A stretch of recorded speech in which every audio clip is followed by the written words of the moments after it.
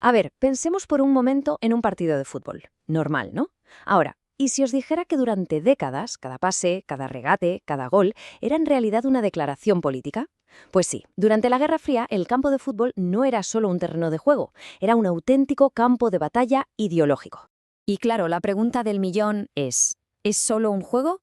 Parece fácil, ¿verdad? Pero en el contexto de la Guerra Fría, la respuesta era de todo menos sencilla.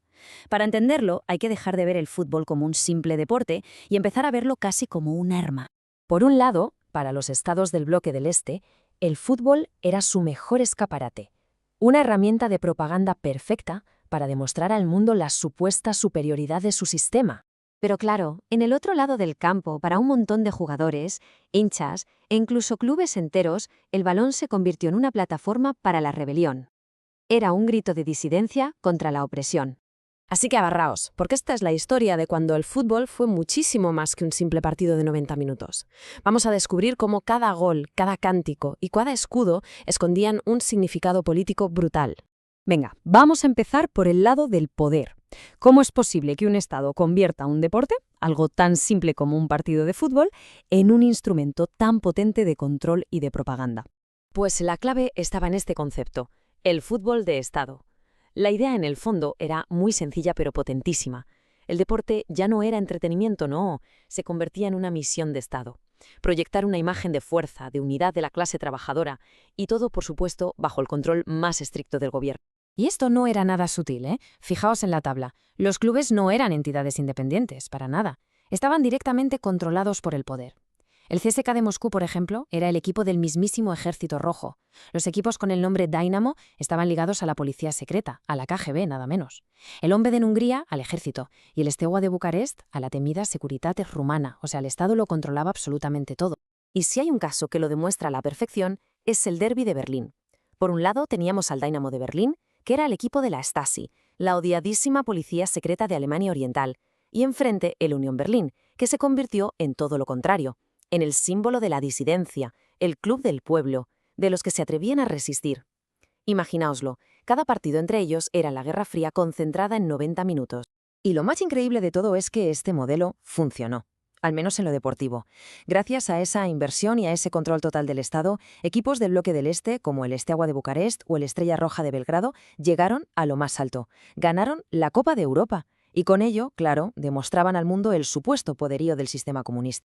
Vale, ya hemos visto cómo atacaba el poder, pero ahora vamos al contraataque. Vamos a ver cómo unos cuantos valientes, jugadores de carne y hueso, le dieron la vuelta a la tortilla y usaron el césped como una plataforma para sus propias ideas, muchas veces arriesgándolo absolutamente todo.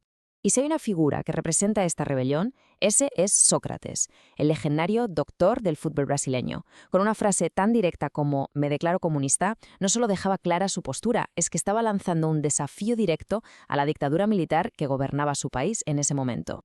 Pero es que Sócrates no se quedaba en las palabras, pasó a la acción.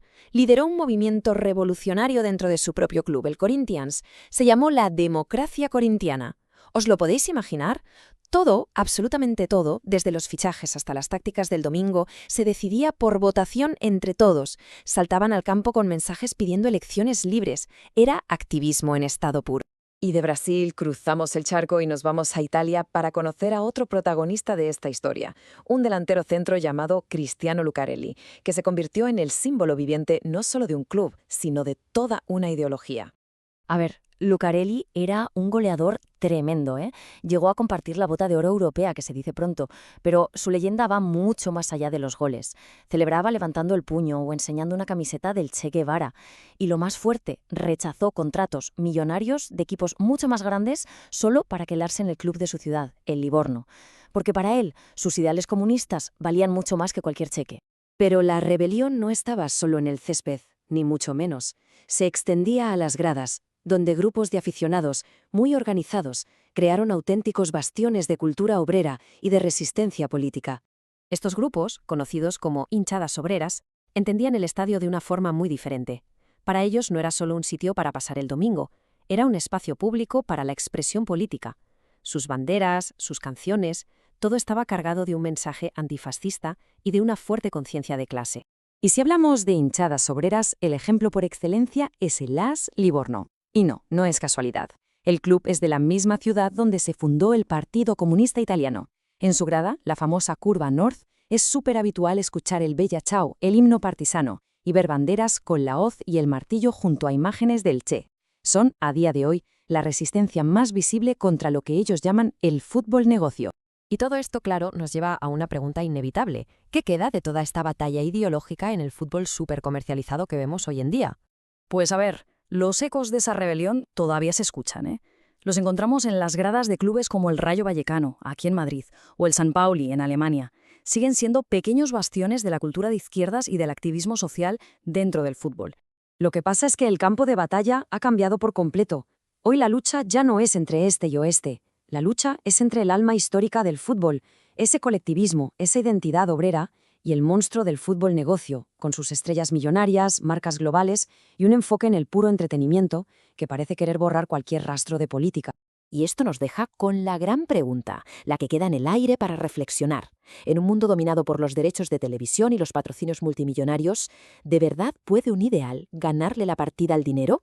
La historia del fútbol está llena de batallas como esta.